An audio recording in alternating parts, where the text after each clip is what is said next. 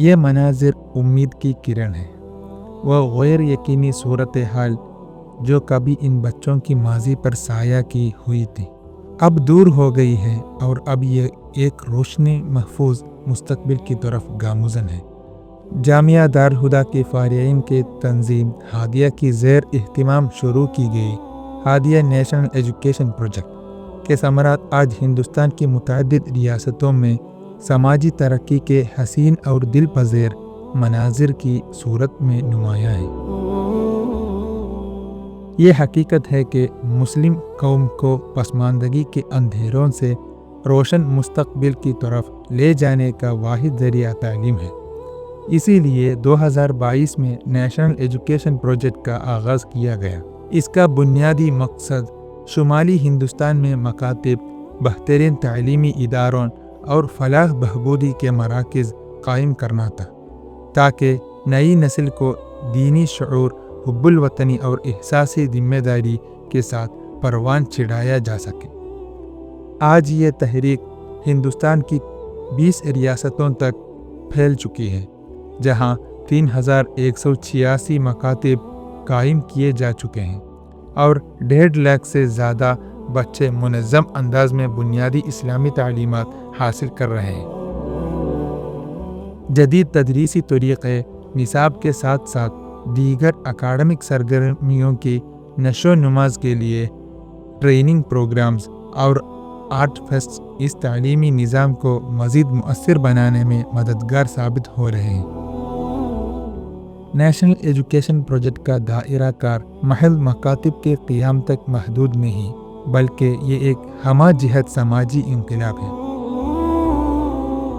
تعلیم قرآن مشن اور تعلیم بالغان نامی پروگرام کے ذریعے بالغ افراد اور بزرگوں کو قرآن کریم کی تلاوت اور دین کی بنیادی تعلیم فراہم کی جا رہی ہے۔ ان کاوشوں کے نتیجے میں بے شمار مرد و خواتین دینی علوم سے بہرہ مند ہو رہے ہیں اور اپنی اقدار و روایات سے قریب تر ہو رہے ہیں۔ دینی تعلیم کے ساتھ ساتھ ہادیہ معیاری عصری تعلیم کی فراہمی کو یقینی بنانے کے لیے بھی سرگرم عمل ہے۔ ملک کے مختلف علاقوں میں پری سکولز، پبلک سکولز اور اعلیٰ معیاری تعلیمی ادارے قائم کیے جا رہے ہیں۔ آسام کے رامپور میں کمیونٹی ڈیولپمنٹ سینٹر اور آکسفورڈ پبلک سکول اور مختلف ریاستوں میں 8 پری سکولز تعلیمی منصوبے کی نمایاں مثالیں ہیں جو معیاری تعلیم کے فروغ میں اہم کردار کر رہی ہیں۔